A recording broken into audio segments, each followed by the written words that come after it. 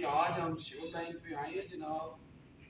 बुनेंसा company में हम आए हैं जनाब, और हमारे साथ जनाब खुशबू वाले भाई साहब खड़े हैं, खुशबू लगा के तो इनसे बात करते हैं कि जनाब ये क्या कहना चाहते हैं। जी सलाम अलैकुम जी, अपना तारुफ और की नाम सर पर। मेरा नाम अली रजा है, जिला का रहने वाला नहीं है। अच्छा, गुजरात से रहने वाले, माशाअल्लाह गुजरात से। ते ये जनाब अली रजा साहब ते तुसी माशाअल्लाह इत्थे जॉब कर। जी सर, मैं जॉब कर ये माशाअल्लाह एक चश्मा तुसा लाया दूर दा जी सर दूर दा, सही।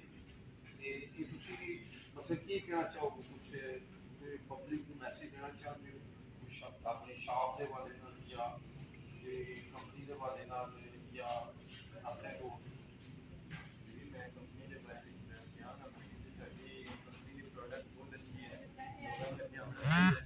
ठीक है, इसलिए साडी प्राइस बहुत फेयर है, चीज़ें बहुत अच्छी हैं।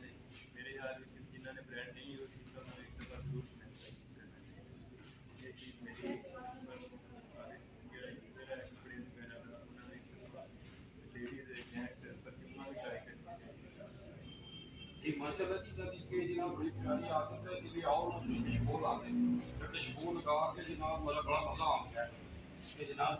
ये साडी कंपनी की तरफों सानू स्पेशल अप्रूवल है कि जेड़े भी कस्टमर आए उन्होंने परफ्यूम क्यों ओदी सबसे बड़ी वजह यह है कि कस्टमर कोई चीज़ जिस टाइम परफ्यूम है कि उसमें अगर उस टाइम पसंद ना आए है या विजिट करता शॉप में उस टाइम पसंद ना आए बाद में तो पसंद जरूर होगी।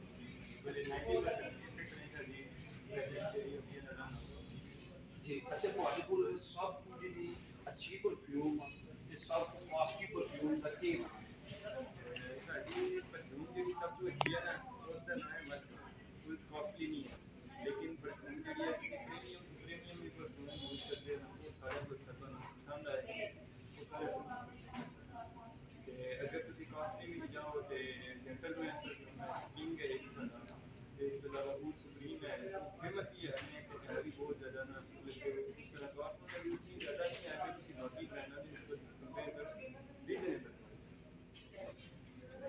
बहुत शुक्रिया जी, माशाल्लाह तुसी इत्थे आओ जी ते मैं ना परफ्यूम लाओ ते किंग मैन पानी जो के वैली ते माशाल्लाह इन्हां कोल बड़े बड़े फ्लेवर ने ते जनाब जरूर तुसी बुनेंसा दा विजिट करो ते माशाल्लाह इन्हां दे रेट भी बहुत अच्छे ने।